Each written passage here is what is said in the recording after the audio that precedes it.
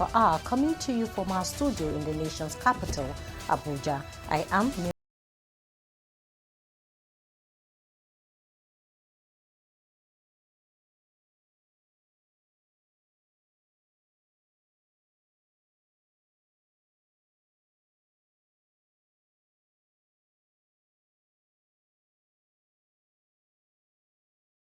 Niger Delta Development Commission partners Chevron on Warri Escravos Road construction.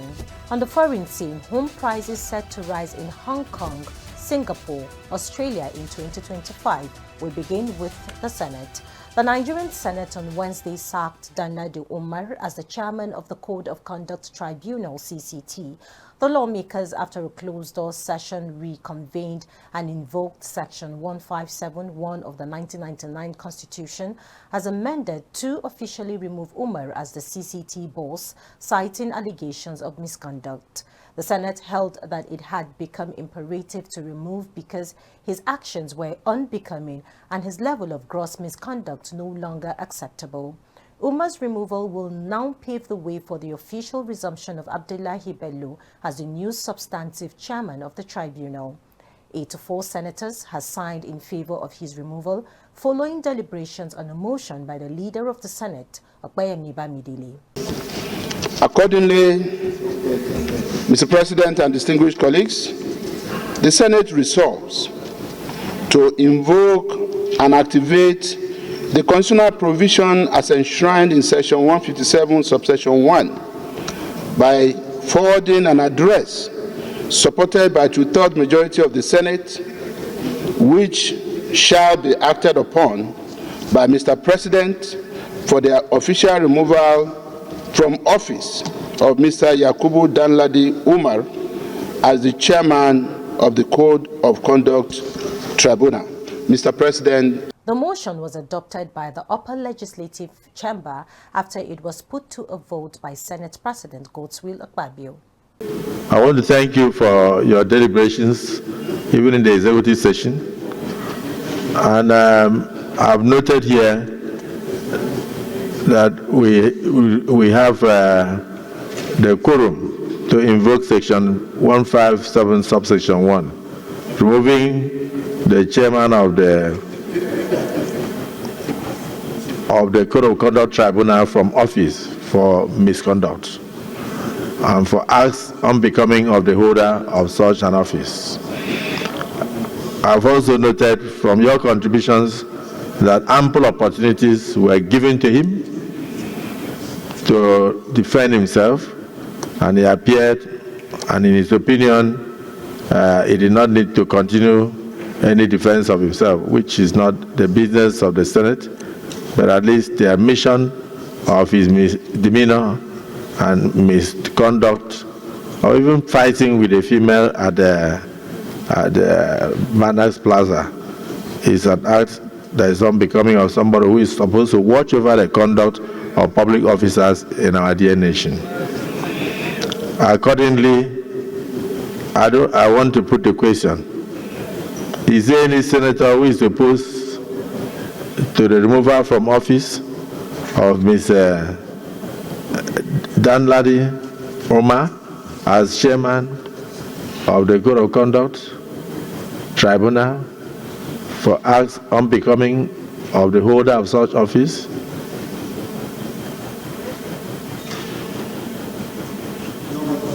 None. Is it the view of the Senate?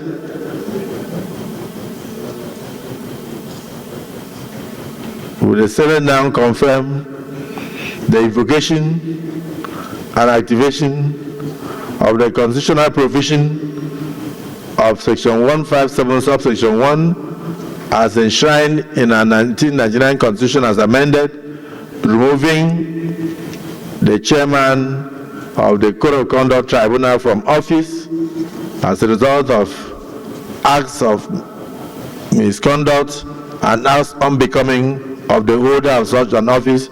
Those in support of this motion say aye. Aye. Those against say nay.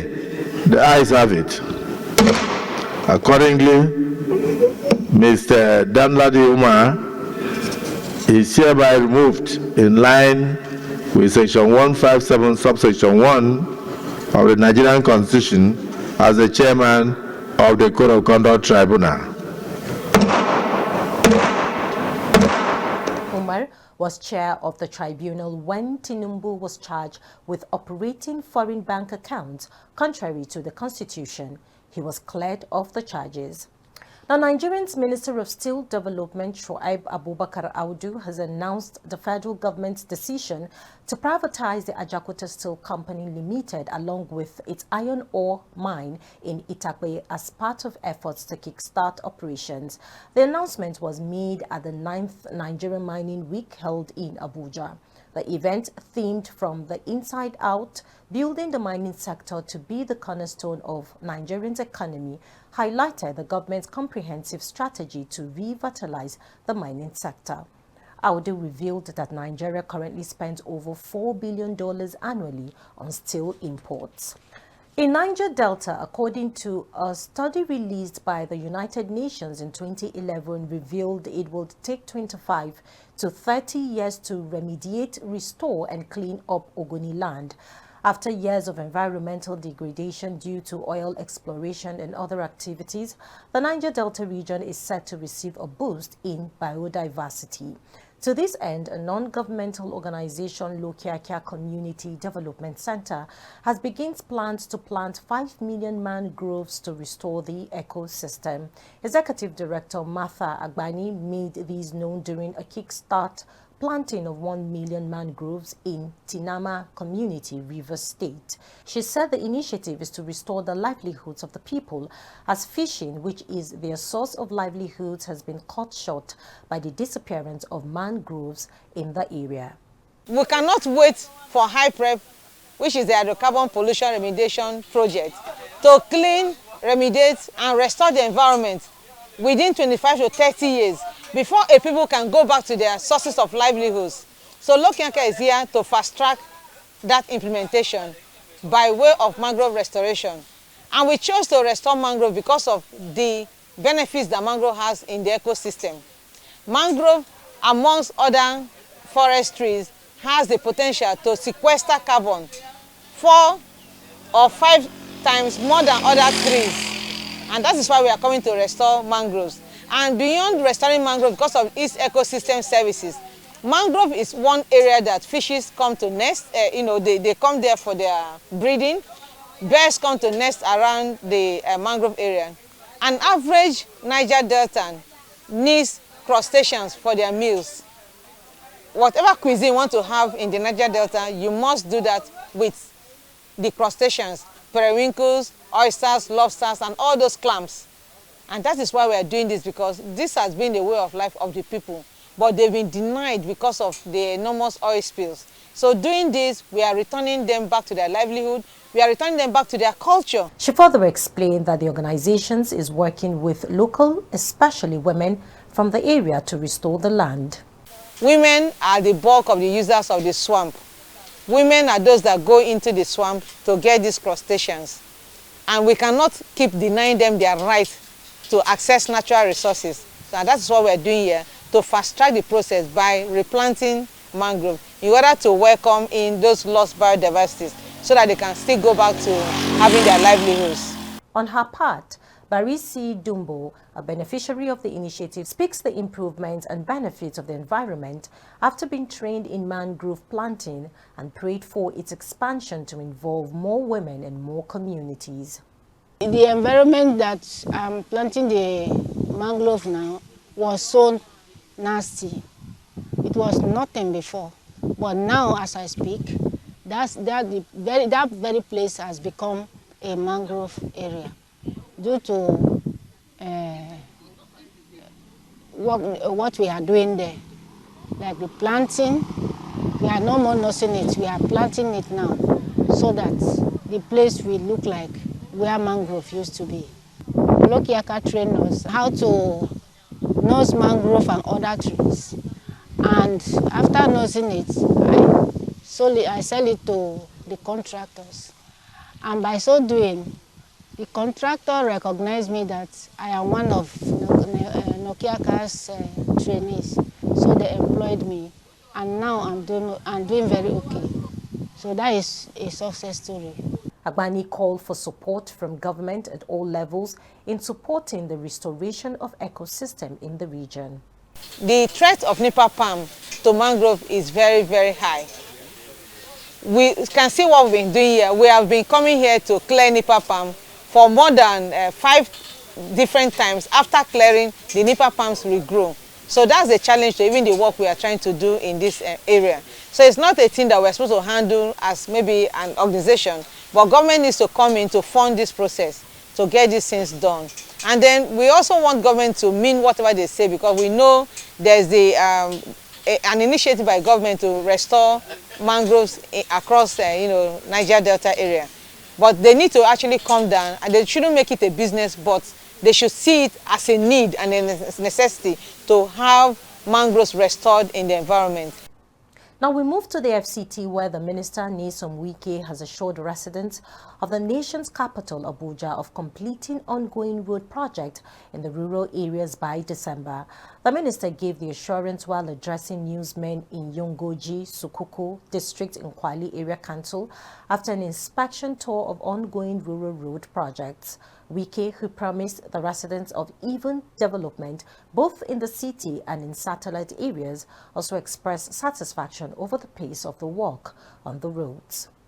We'll take a pause here to bring you more stories in the construction sector. Stay with us.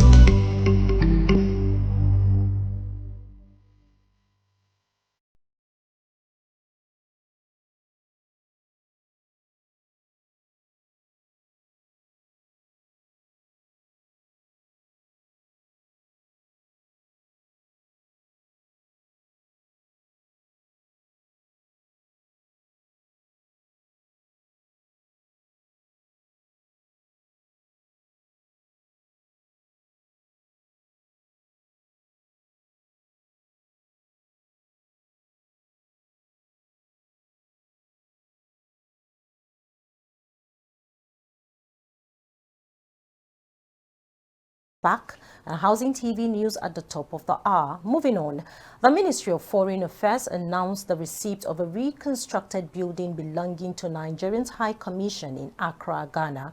The property was previously demolished by Ghanaian authorities, an incident that almost escalated into a diplomatic dispute between the two nations.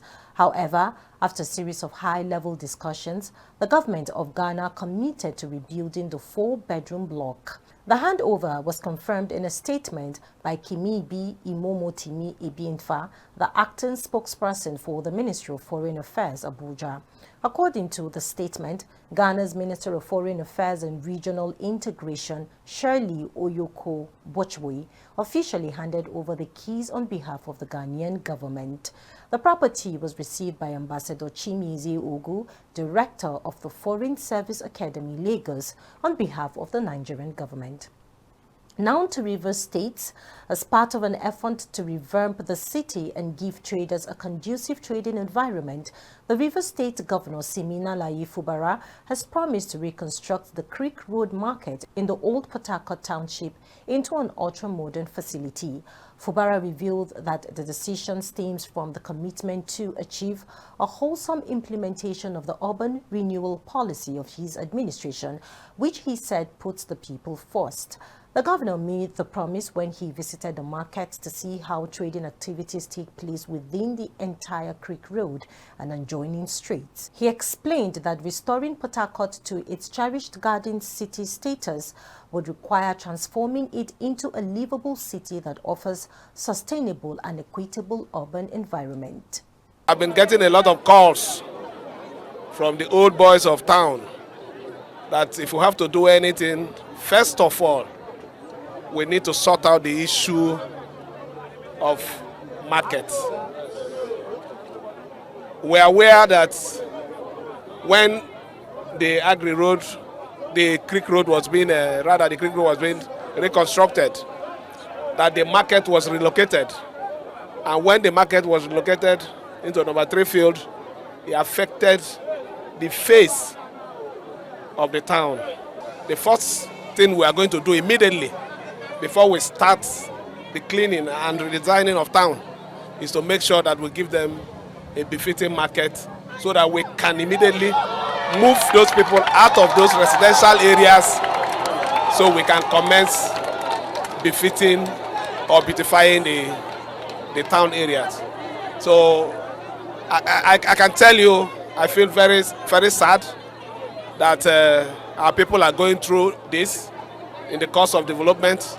I assure them, government is continuing, that will do everything to make sure that we settle them in an appropriate and well-befitting market. God bless our governor. Long life and prosperity. Yes. God go the lead and they go. Yes. For our good governor, God go bless him. Make him carry they go. God is there with them. Now what I want to talk. Hey, please, we need the cost of things to be reduced. We need things to change in Nigeria, more especially in Rivers State. Yes, we love him. He's trying and we ask that he should try very much. Yes, we so much. We like our governor. This is our governor today. We are happy very well. We happy as he come Creek Road. Come and see what is happen for Creek Road. Today where he come to Creek Road, look at every Creek Road today clear and very fine. So we happy for this our excellent governor. Now, Plateau State Governor Caleb Mutfwang has vowed to enhance building safety measures and reclaim illegally acquired government properties following the receipt of a committee report on the July 12 school building collapse in Jos, the state capital. The tragic collapse of the 2-story building housing St. Academy in the Busa Buji community, Jos North local government area, resulted in 22 fatalities and left 154 individuals trapped. In a statement by the Governor's Director of Press and Public Affairs, Gyang Berry, Governor Mutfwang received the report at the Twins Theatre, New Government House, Jos, alongside Deputy Governor Josephine Pugh. He commended the committee led by Professor Danladi Matawal for its thorough investigation and described the findings as essential for future policy decisions. The governor expanded the committee's mandate to include integrity assessment of other significant structures in the state, such as the Jos Main Market and Rockland Hotel in Laminga, to address potential risks proactively. Now, residents of Ikpakere at Nuforija in Ikpeju, Lekki local government area of Lagos State, are seeking the state government's intervention over an ongoing demolition in their community. Speaking with newsmen, the residents said this was being carried out by officials of the New Town Development Authority. It was gathered that the officials stormed the area on Thursday, October 31st, with armed security operatives, and started to pull down some residential buildings. The officials were also said to have ignored the appeal of the residents who sought to know the reason for the exercise. The chairman of the Community Development Association in Ikpakere, Bolarinwa Oluwasegun, said efforts to prevent them from pulling down the building also proved abortive. Oluwasegun further stated that a lawmaker who visited them after the demolition claimed that the state government was not aware of the exercise. Now, still in Lagos State, the state government has restated its commitment to fostering sustainable growth in the retail industry through policy initiatives and public-private partnerships.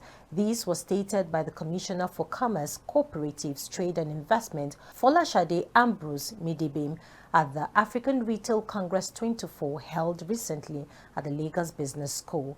Ambrose Midibim stated that she had observed firsthand the profound impact of the retail section on Lagos State's economic trajectory, adding that the sector is a vibrant engine of economic growth, employment, generation and social development. She also said the state showcases a robust retail environment that serves as a symbol of innovation, resilience and opportunity, which has fueled its commitment to enhancing the potential of the sector. Now, the Niger Delta Development Commission has announced its partnership with Chevron Nigeria Limited and the construction of the 70.75-kilometer Omadinu Okere Koko Escavros Road and bridges in the Warri North local government area of Delta State. The NDDC Managing Director, Dr. Samuel Ogboko, spoke on the project when he led a delegation of the Commission's executive management and directors to meet with the Chevron management led by the Director, NNPCL and Chevron joint venture, Dr. Segun Kutei, at the Chevron headquarters in Lagos. According to a statement, Ogboko restated the commitment of the NDDC to the completion of the Omadino Escravos Road, which is said would link Warri to Escravos, the hub of oil and gas activities in Delta State, adding that the construction of the road will boost oil production and other economic activities in the area. He identified Escravos as an area of special economic priority, stating that NDDC was taking steps to make it more accessible by rallying the support of stakeholders for a broad partnership that will expedite the construction and completion of the high-impact road to the area. To wrap up Housing TV news at the top of the hour, on the foreign scene, property prices in Asia's major markets are expected to rise over the next year, with Hong Kong leading the projected gains, according to Bloomberg Intelligence. Beyond Hong Kong, homes in Singapore, Australia and Japan will all become more expensive in 2025, a report from BI found. For Hong Kong, the numbers reverse a years-long decline in home prices. Values are likely to climb as much as 10%, according to analysts including Ken Fung. Australia's residential prices will gain between 7% and 8%, while Singapore and Japan are expected to record modest growth of 3% and 2% respectively. Interest rate cuts and supportive economic policies are lifting Hong Kong's property prices, which slumped almost 30% since peaking in 2019. The city-state government recently relaxed its mortgage rules to allow lower down payment, a move that should encourage more buyers to enter the market. Now, hospital officials in northern Gaza say many people have been killed in overnight Israeli airstrikes. Gazan rescue team says search operations began early in the morning after Israel bombed at least 5 buildings in Beit Lahal and Gaza City. Hamas alleged media say dozens of people were killed and many are still buried in the rubble, including women and children. There was no immediate comment from the Israeli military. It has recently intensified its offensive in northern Gaza, saying it is stopping Hamas from regrouping. That's the much.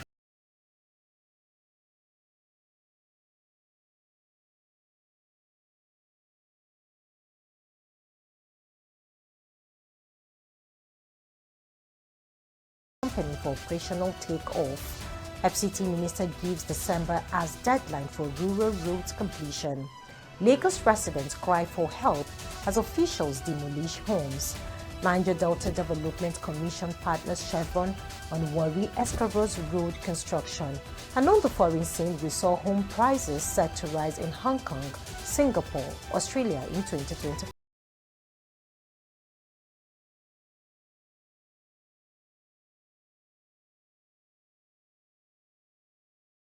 Also download the Housing TV Africa mobile app on Google Play Store and Apple Store to stay connected wherever you go. I am Mimina Bagodo. Bye for now.